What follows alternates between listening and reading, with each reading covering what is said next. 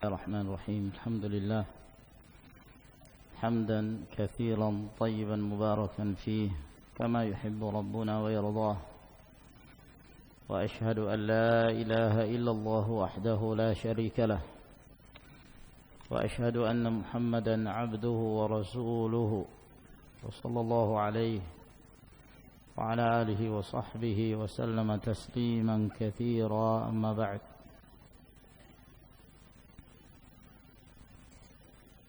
Telah kita jelaskan apa yang disebutkan oleh Ibnul Jauzi rahimahullah ta'ala tentang muqaddimah, permulaan dalam talabul ilm, apa yang sepantasnya untuk dilakukan dan diamalkan oleh seorang talibul ilm pada saat permulaan dia menuntut ilmu. Beliau jelaskan tentang pentingnya belajar aqidah, kemudian mengenal hal-hal yang wajib untuk diamalkan. Kemudian setelah itu dia memulai hafalan. Dimulai dari hafalan Al-Quran Al-Karim. Kemudian seterusnya. Dan mempelajari sebahagian dari ilmu-ilmu yang akan menunjang tujuan ilmu yang akan dia tekuni, yaitu ilmu fiqh. Sebab fiqih, kata beliau, adalah umdatul ulum, inti dari ilmu, sandaran dari semua cabang ilmu kembali kepada fiqih. Oleh karena itu, pada saat kita mempelajari cabang ilmu apa saja, belajar bahasa, belajar usul, belajar mustalah, hendaknya sasaran kita adalah untuk memahami kitabullah dan sunnah Rasulullah sallallahu alaihi wasallam. Fikih di sini dalam artian ma'rifatud din umuman, mengenal agama ini secara umum, baik dalam permasalahan akidah, dalam urusan manhaj, dalam mengenal ahkam syar'iyyah, dalam muamalah dan yang lainnya, yang dengannya dia akan tegak dengan agamanya. Lalu kemudian beliau menyebutkan ada sebahagian kaum mereka menyibukkan dengan ilmu-ilmu tertentu yang melalaikan mereka dari mempelajari agama Allah dan mengamalkan agama Allah Subhanahu wa taala. Ada yang sibuk mempelajari bahasa. Sibuknya mempelajari bahasa sehingga dia lalai untuk mempelajari kitabullah dan sunnatul Rasul alaihi salatu wasallam. Sebagian mereka tersibukkan mempelajari Al-Qur'an Al-Karim dengan berbagai macam jenis qiraahnya dan ulumul Qur'an, sehingga menyibukkan dia untuk memahami tafsir dan memahami ahkam syar'iyyah. Sebagian mereka ada yang tersibukkan memahami turuqul hadis, jalur-jalur hadis. Naam, hadis ini datang dari jalan fulan, dari fulan, dari fulan. Hadis ini datang dari sekian jalur dan seterusnya. Lalu dia lalai untuk memahami kandungan yang terdapat di dalam hadis-hadis Rasulullah sallallahu alaihi wa alihi wasallam. Ini semua ma'asyiral ikhwah rahimakumullah kekeliruan di dalam menjadikan fokus perhatian dia dalam talabul ilm. Tujuan kita menuntut ilmu adalah mempelajari kitabullah dan sunnah Rasulnya sallallahu alaihi wa alihi wasallam. Kata beliau, masih melanjutkan ucapan Ibnul Jauzi rahimahullah, wa inna aqwaman adhabu a'marahum fi hifdhi turuqil hadith wa la umri anna dhalika hasanun illa anna taqdima ghairi dhalika aham. Ada sebagian kaum mereka menghabiskan umurnya untuk menghafal jalur-jalur hadis. Menghafal jalur-jalur hadis. Sekali lagi bahwa menghafal jalur-jalur hadis adalah satu kemuliaan. Kata beliau, wala umri anna dzalika ahzan. Yang demikian itu adalah suatu kebaikan. Mengetahui jalan-jalan hadis, mengetahui hadis ini berasal dari jalan siapa, mengetahui sanad hadis, ruwatul hadis, silakan. Akan tetapi kata beliau, mendahulukan yang lainnya itu lebih penting. Mendahulukan yang lain lebih penting. Subhanallah, kalau kemudian seorang mampu menggabungkan semua ini, tentu dia akan memiliki keutamaan dalam ilmu. akan mengalahkan yang lain. Lihat seperti Al-Imam Ahmad rahimahullah ta'ala. Beliau mempelajari turuqul hadis, jalur-jalur hadis, tapi dalam ilmu fikih tidak kalah. Dalam ilmu aqidah, beliau sebagai imam di antara imam-imam Ahlus Sunnah wal Jamaah. Dalam permasalahan fikih, beliau dikenal sebagai salah satu madhab di antara madhab-madhab yang masyhur. Dari madhabul Hanabilah, ma'ruf, dikenal. Nah, dan memiliki sekian banyak pengikut. Dalam hal ibadah, tidak perlu ditanya tentang ibadahnya Imam Ahmad rahimahullah. Dalam hal keteguhan beliau dalam mempertahankan sunnah Rasul sallallahu alaihi wasallam, telah beliau alami pada yaumul mihnah, di mana beliau bersabar dengan berbagai macam siksaan untuk mempertahankan akidah Ahlus Sunnati wal Jamaah. Abu Zur'ah rahimahullahu taala di antara qarinnya Imam Ahmad rahimahullah, beliau memastikan ketika menyebutkan hafalan yang dimiliki oleh Imam Ahmad rahimahullah, maka beliau mengatakan bahwa Imam Ahmad hafidha alfi hadis. Imam Ahmad menghafal 1000 kali 1000 hadis. Berapa itu? 1 juta hadis. Dihafal oleh Imam Ahmad rahimahullah dengan jalur-jalurnya, dengan sanadnya, dengan ruwat. Subhanallah. Akan tetapi itu tidak memalingkan beliau dari menuntut ilmu fikih, mendalami fikih, mendalami agama Allah Subhanahu wa taala. Ad-Darqutni rahimahullah, beliau seorang alim dalam hadis, ya, yang menjadi saksi atas keilmuan beliau dan luasnya pemahaman beliau dan hafalan beliau dalam mengetahui jalur-jalur hadis. Kitabul Ilal, Kitabul Ilal yang disebutkan oleh Adz-Dzahabi rahimahullah taala bahwa Ad-Darqutni rahimahullah menyebutkan dalam Kitabul Ilal itu dari hafalan beliau. Beliau imla, beliau menyebutkan kepada murid-muridnya dan dicatat oleh murid-muridnya. Satu hadis dengan sekian banyak jalan. Nah, sehingga beliau dijuluki sebagai hafizud dunia. Hafiznya dunia. Rahimahullah taala. Tapi dalam ilmu fikih beliau juga alim. Nah, beliau mengarang kitab Sunan yang dikenal dengan Sunan Ad-Darqutni. Nah, di sana beliau menyebutkan hadis-hadis fiqhiyah. Nah, dan menyebutkan bab-bab yang menunjukkan keilmuan beliau dalam ilmu fiqih.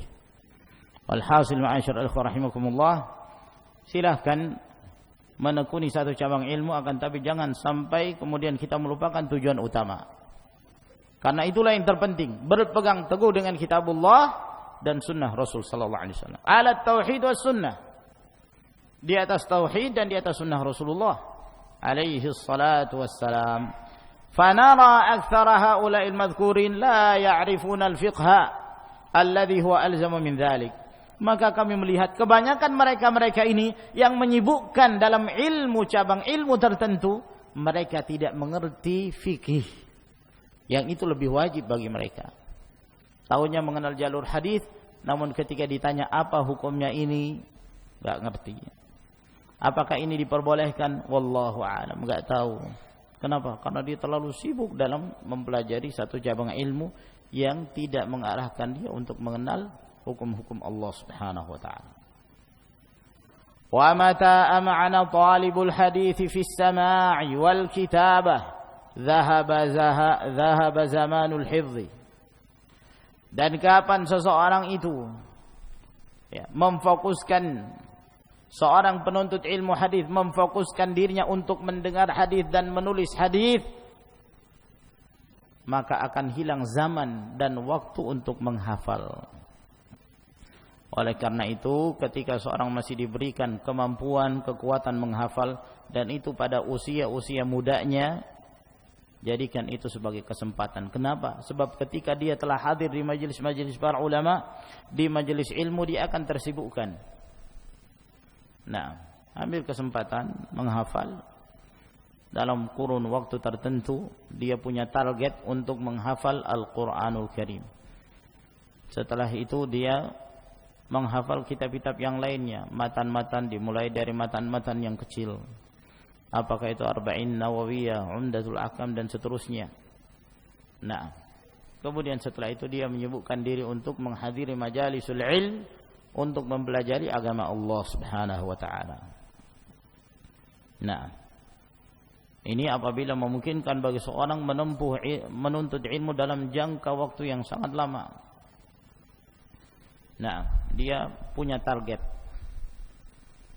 Sebab apabila dia telah menyibukkan diri mendengarkan hadis, menulis hadis, ya, ini pada zaman para ulama salaf, mereka melakukan rihlah, menghadiri satu majelis ke majelis yang lain, majelis para ulama, untuk mendengarkan hadis-hadis dari para ruwat. Adapun sekarang ya ini mempelajari, menghadiri halaqah-halaqah ilmiah, mempelajari aqidah, belajar tauhid, belajar fiqh dan belajar ilmu-ilmu yang lainnya. Wa idza 'alati sinnu lam yaqdir 'ala al-hifdzil muhim. Apabila usia telah senja, usia semakin bertambah, maka dia tidak akan mampu untuk menghafal yang penting. Nah, oleh karena itu gunakan masa muda untuk memperbanyak hafalan. Al-hifdz fi sighar kan naqshi 'ala al-hajar. Menghafal ketika usia masih muda itu ibaratnya seperti seorang mengukir di atas batu, akan menetap. Nah, wa idza aradta an ta'rifa syaraf al-fiqh fanzur ila martabati al-asma'i fi al-lughah wa sayyibuya fi an-nahwi wa ibn ma'in fi ma'rifati ar-rijal. Apabila engkau hendak mengetahui keutamaan ilmu fikih, maka perhatikan kedudukan Al-Asma'i dalam ilmu bahasa. Al-Asma'i termasuk di antara ahli bahasa yang dijadikan rujukan. Dan lihat pula kedudukan Sibuya, atau kadang juga disebut Sibawai, dalam ilmu nahwu. Perhatikan pula kedudukan Yahya bin Ma'in dalam mengetahui perawi-perawi hadis. Kama baina dzalik wa martabati Ahmad wa Syafi'i fil fiqhi. Dan perhatikan pula kedudukan Imam Ahmad dan Al-Imam Syafi'i dalam ilmu fikihnya. Kita lihat terjadi perbedaan yang sangat mencolok. Imam Ahmad dan Al-Imam Syafi'i menunjukkan kelebihannya dalam ilmu fikih. Nah, sehingga beliau dalam memberikan faedah kepada umat lebih banyak, dan keimamahan beliau lebih tinggi dibandingkan yang lainnya. Bukan berarti Al-Imam Ahmad dan Imam Syafi'i tidak mengerti dalam ilmu rijal. Imam Ahmad termasuk di antara imam dari imam al-jarh wa ta'dil. Sebagaimana Al-Imam Syafi'i di antara imamatul jarh wa ta'dil. Ya, belum lagi dari sisi bahasa. Al-Imam Syafi'i termasuk di antara imam dalam bahasa. Sehingga mereka ini mengalahkan seluruhnya, mengalahkan Al-Asma'i, mengalahkan Ibnu Ma'in, mengalahkan Sibawai, dan mereka-mereka yang tidak memfokuskan diri dalam ilmu fikih. Perhatikan Imam Ahmad, ya, ketelitian beliau, jawaban-jawaban beliau dalam menjawab pertanyaan-pertanyaan ahkam, dalam ahkam syara', menunjukkan keunggulan beliau dalam permasalahan ini. Demikian pula Imam Asy-Syafi'i rahimahullahu taala. Thumma law hadara shaykhun musinnun lahu isnadun la ya'rifu syai'an min al-fiqh baina yadayhi syabun mutafaqqih. Kemudian apabila ada seorang syekh sudah tua umurnya hadir di satu majelis, dia punya sanad, seorang punya sanad sampai kepada Rasulullah, biasanya disebut musnid. Dia seorang musnid dalam artian riwayat Bukhari yang dia riwayatkan itu bersambung sampai kepada Imam Bukhari, sampai kepada Rasulullah sallallahu alaihi wasallam. Misalnya demikian. Tapi dia tidak mengetahui sedikit pun tentang ilmu fikih. Sementara di hadapannya ada seorang anak muda, tapi dia seorang yang faqih. Faja'at mas'alatun, maka datang satu masalah. Namanya orang, mereka jarang kan bertanya kepada seorang syekh tanya tentang nahwu, jarang. Yang bertanya tentang ilmu nahwu paling dari kalangan para thalabatul ilm, para penuntut ilmu. Tapi yang bertanya tentang masalah fikih datang dari berbagai arah. Yang tidak tahu sama sekali, kemudian dari kalangan thalabul ilm, dari kalangan mubtadi' fi thalab ilm, mutawassit fi thalabil ilm, mereka semua datang kebanyakan bertanya tentang masalah fiqhiyah. Nah, ya Syekh, ana punya pertanyaan. Apa hukumnya demikian dan demikian? Nah, maka di sini akan terlihat siapa yang lebih utama. Apakah seorang pemuda yang faqih ini tapi dia tidak punya sanad sampai kepada Rasulullah sallallahu alaihi wasallam, atau seorang syekh yang sibuknya selama hidupnya dia menyibukkan diri untuk mencari sanad. Untuk mencari sanad. Yang penting punya sanad. Punya sanad Sahih Bukhari tapi tidak faham Sahih Bukhari. Punya sanad Sahih Muslim tapi tidak faham Sahih Muslim. Nah, punya sanad Al-Quran tapi tidak mengerti tafsir Al-Quranul Karim. Sibuknya mencari sanad. Maka itu akan terlihat perbedaan di antara keduanya ketika ada seorang datang dan bertanya tentang masalah fiqhiyah. Faja'at masalah. Datang satu masalah fiqhiyah, sakata syaikhu wa takallama syabbu. Maka syekhnya pun diam, enggak bisa ngomong. Paling-paling kalau dia menjawab, iya saya mendengarkan Syekh ana mengatakan seperti itu, tapi dalil enggak ngerti. Sementara pemuda ini dia berbicara disertai dengan dalil-dalil hujjah, baik dari Al-Quran, dari hadis-hadis Nabi sallallahu alaihi wa ala alihi wasallam. Wa hadza yakfi fi fadlil fiqh. Ini cukup untuk menunjukkan keutamaan ilmu fiqih. Wa laqad tashaghala khalqun katsirun min ashabil hadis bi ulumil hadis. Telah banyak dari kalangan para penuntut ilmu hadis mereka menyibukkan dirinya untuk menuntut ilmu hadis, wa a'radu 'anil fiqhi. Sementara mereka berpaling untuk belajar ilmu fiqih. Falamma su'ilu an mas'alatin fil ahkam iftadahu.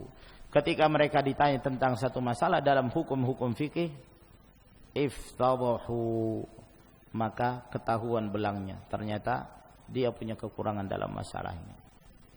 Maka ini tanbih dari Ibnul Jauzi rahimahullah ta'ala, agar hendaknya seorang talibul ilm harus punya tujuan. Kenapa dia mempelajari berbagai cabang ilmu ini? Itu yang harus kita jadikan sebagai fokus. Tujuan kita adalah untuk memahami kitabullah, untuk memahami sunnah Rasulullah sallallahu alaihi wasallam. Nah, karena itulah tujuan kita beramal. Tujuan kita mengamalkan agama Allah Subhanahu wa taala. Seorang menuntut ilmu, dia beribadah kepada Allah Jalla wa ala. Maka tentu yang dituntut bagi seorang talibul ilm adalah mengamalkan keduanya. Nah, wala syakka anna quwwat al-hifdh wa dha'fahu wa 'arid an-nisyan min al-awsaf al-bashariyah allati jabala Allahu al-khalqa 'alayha. Tidak diragukan lagi bahwa kekuatan atau kelemahan hafalan seseorang dan seringnya lupa itu merupakan sifat manusiawi yang telah Allah Subhanahu wa taala tetapkan pada manusia itu. Dalam artian seorang punya hafalan yang kuat atau memiliki hafalan yang lemah, ini semua dari pemberian Allah Subhanahu wa taala. Kepandaian itu pemberian dari Allah Tabaraka wa taala. Demikian pula lupa. Nah, seringnya lupa itu merupakan sifat manusia. Merupakan sifat manusia. Wa kullun yatafawatu bihasabi ma qasama Allahu lahu min hibat.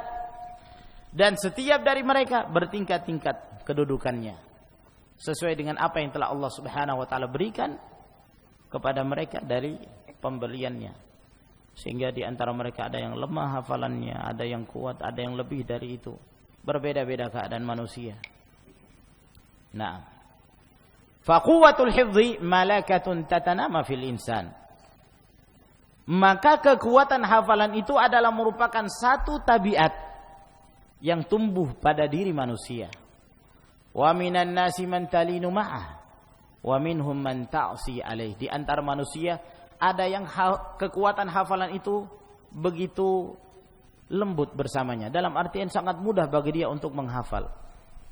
Mendengarkan satu ucapan atau mendengarkan satu ayat cuman beberapa kali dia memurojaah ayat tersebut, maka dia dengan segera menghafal. Ada yang sekali hafal, ada yang 2 kali hafal. Nah, namun di antara mereka pula ada yang ta'si alaihi, yang kekuatan hafalan itu suka mengingkarinya, menyelisihinya. Dalam artian sudah berkali-kali dia mengulang-ulangi pelajaran tapi enggak nyantol-nyantol juga. Enggak bisa dia menghafal. Nah, begitulah keadaan manusia, itu pemberian dari Allah Subhanahu wa taala.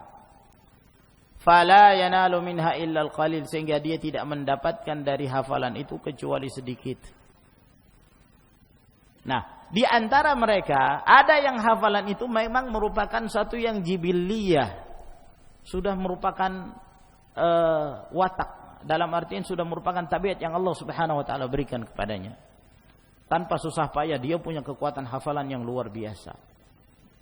Nah, namun di antara mereka ada yang kekuatan hafalan itu sifatnya iktisabi, dalam artian dia berusaha untuk memilikinya. Tentu dengan cara berusaha, ijtihad. Dengan ijtihad dan ajid, ya, semampu dia untuk mendapatkan hafalan tersebut.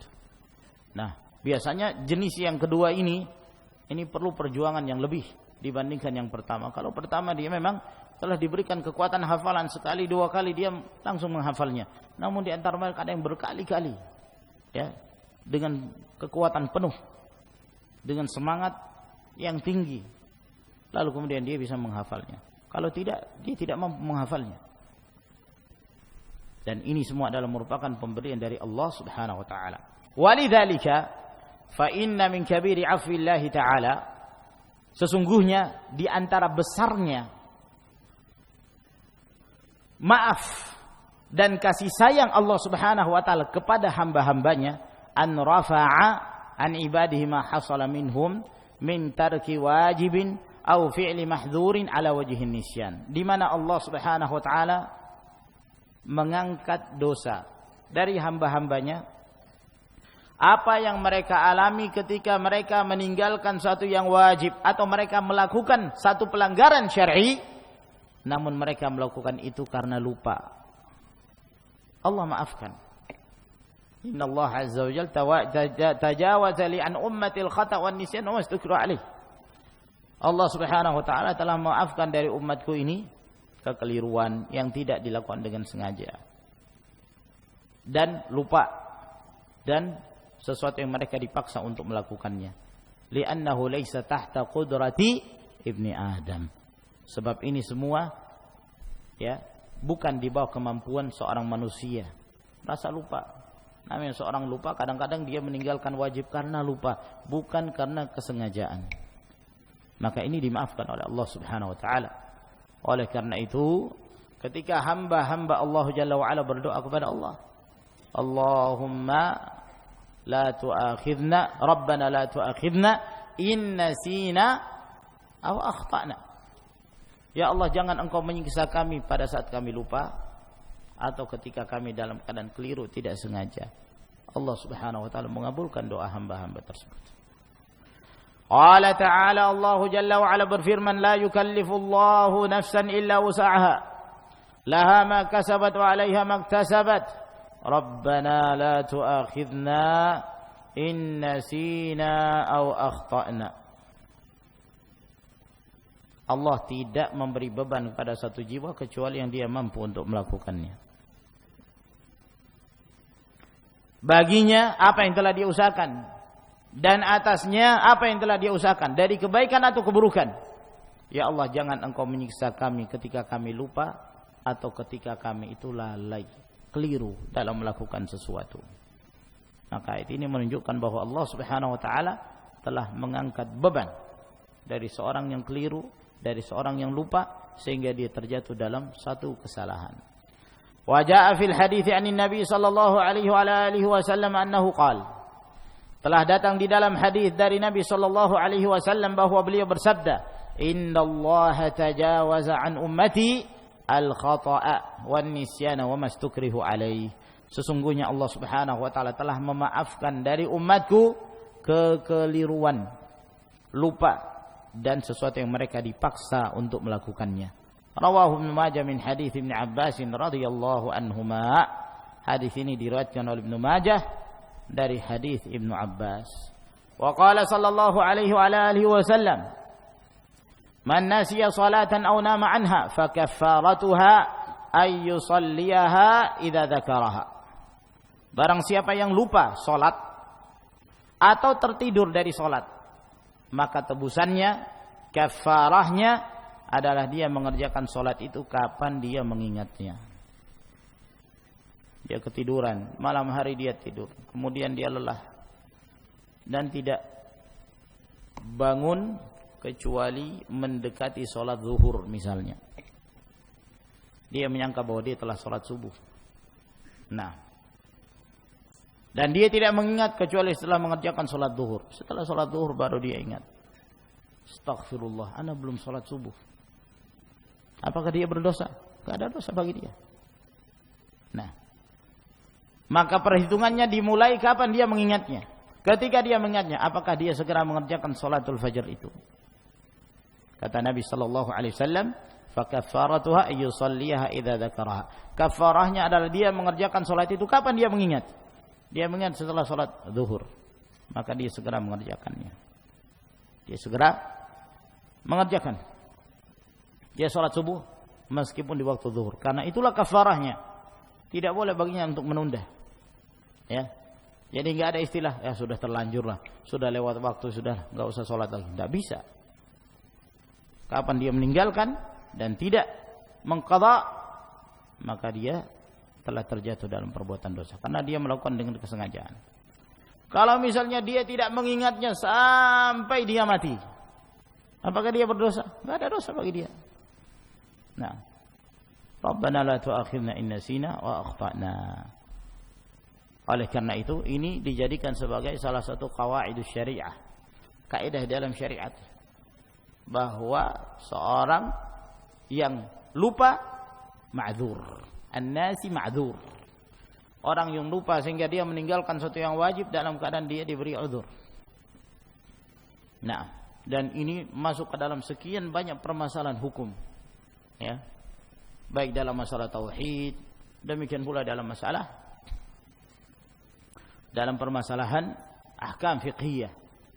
Nah, seorang keliru dalam mengucapkan sesuatu, meskipun itu ucapan kufur, ucapan kekafiran. Ketika dia mengucapkannya karena lalai, keliru, ya, maka dia tidak berdosa dengan mengucapkan karena bukan kesengajaan dia. Nah, dalam hadis yang diriwayatkan oleh Imam Muslim ketika Rasulullah sallallahu alaihi wasallam menyebutkan tentang seorang hamba yang melakukan perjalanan safar. Dia berjalan bersama dengan untanya dan perbekalan yang ada di atas untanya. Sampai di tengah padang pasir, dia mencari tempat untuk berlindung, istirahat. Dapatkan pohon berlindung, maka dia pun istirahat. Ketika dia bangun, untanya hilang. Dan segala perbekalan hilang karena di atas unta. Nah, maka dia dalam keadaan sendirian, bingung. Mau kemana ini? Padang pasir. Mau nanya kepada penduduk kampung, enggak ada penduduk kampungnya. Ya. Nah, mau mencari jejak, lah itu padang pasir. Iya, namanya padang pasir. Nah, seorang kalau menapakkan kakinya di situ, kemudian dia tinggalkan, ada angin, hilang jejaknya. Hilang. Jadi mau kemana? Bingung dia. Cari ke sana kemari, putus asa. Kembali dia ke tempat semula. Lalu dia beristirahat. Begitu dia membuka matanya, dia tiba-tiba melihat untanya ada di hadapannya dan perbekalannya. Saking gembiranya dia, maka dia mengatakan, Allahumma anta abdi wa ana rabbuk. Ya Allah, engkau hambaku, aku Rabbmu. Kalimat kufur. Kalau dia mengucapkan itu dengan sengaja, kafir dia. Tapi dia, kata Nabi SAW, akhta min syiddatil farah. Dia keliru karena saking gembiranya dia, sehingga dia salah sebut, menyandarkan kepada Allah hamba, menyandarkan Rabb kepada dirinya. Yang itu diucapkan oleh Fir'aun dan dia menjadi kafir karena ucapannya, ana rabbukumul a'la. Ucapan Fir'aun, dia menjadi kafir. Tapi karena hamba ini mengucapkan bukan karena kesengajaan, ya, bukan dari hatinya, tapi keliru pada lisannya, maka Allah Subhanahu wa taala maafkan. Nah, termasuk di antaranya seorang berpuasa. Kata Nabi alaihi salatu wassalam, "Man nasiya fa akala wa syariba falyutimma shaumahu fa innama at'amahu Allah jalla wa ala wa saqah." Barang siapa yang lupa dalam keadaan dia berpuasa, man nasiya wa huwa sha'im. Dia berpuasa, dia lupa, asyik makan, asyik minum, makan bakso. Nah, habis makan minum, waduh sudah kenyang luar biasa. Setelah itu baru ingat. Nah, apa kata Nabi sallallahu alaihi wasallam? Apakah batal puasanya? Kata Nabi alaihi wasallam, "Falyutimma shaum." Silakan dia sempurnakan puasanya. Itu pemberian dari Allah. Allah yang beri makan, Allah yang beri minum kepadanya. Alhamdulillah. Ya. Tapi jangan pura-pura lupa. Setelah makan bakso kepedesan, belum sempat minum, aduh, sudah ingat ternyata anak puasa. Udah pura-pura lupa dulu. Oke, pura-pura lupain. Berarti ingat. Nah, ini enggak mungkin. Tapi kalau benar-benar dia lupa, ada seorang datang kepada Abu Hurairah radhiyallahu taala anhu, lalu dia bertanya kepada Abu Hurairah, "Wahai Abu Hurairah, saya sedang berpuasa. Lalu saya dipanggil oleh si fulan, kemudian saya makan di rumah fulan. Tapi saya lupa bahwa saya sedang berpuasa." Nah, kata Abu Hurairah, "Lanjutkan puasamu." Ya, ini tidak batal. Kemudian setelah itu saya dipanggil lagi oleh si fulan dan saya makan lagi. Saya lupa kalau saya sedang berpuasa. Nah, kata Abu Hurairah, "Lanjutkan puasamu, enggak mengapa." Setelah itu saya dipanggil lagi, terus makan lagi. Saya lupa kalau saya sedang berpuasa. Kata Abu Hurairah, "Anta rajul la ta'tadu siyam." Kamu ini orang tidak biasa berpuasa. Tapi tetap saja, artinya lanjutkan puasamu. Kalau dari semenjak ba'dal fajr ada yang ngundang sampai sebelum terbenamnya matahari, makan terus, sebelum terbenam baru dia ingat, benar-benar dia lupa, maka tidak ada dosa bagi dia dan puasanya sah. Wa ma hadza kullihi fa quwwatul hifdzi wadh-dzakira min al-malakatil basyariyah. Namun dengan ini semua, kekuatan hafalan, ya, ini merupakan tabiat seorang manusia. Wa bi maqdur ibni adam tanmiyatuha biqadri ma yastati, akan tetapi seorang manusia mampu menumbuhkan kekuatan hafalan itu sesuai dengan kemampuannya. Wa hakadha sa'iru 'adatihi, dan demikian pula setiap dari kebiasaan-kebiasaan dia bisa melatihnya. Ya, sebagaimana kita sebutkan bahwa kekuatan hafalan ada yang memang merupakan jibillah, pemberian dari Allah Subhanahu wa taala. Semenjak awalnya dia sudah kuat dalam menghafal. Ada pula yang sifatnya iktisabi, dia harus melatih dirinya dengan kesungguhan, dengan kesabaran sehingga dia mampu. Fal hilmu bittahallum, maka seorang ingin bersabar dengan belajar untuk bersabar, belajar untuk menahan diri, belajar untuk bijaksana. Wal ilmu bitta'allum, demikian pula ilmu, ingin kita dapatkan ilmu dengan belajar. Wal adabu bitta'addub, dan apabila seorang hendak beradab, maka dia harus mempelajari adab tersebut, berusaha melawan hawa nafsunya.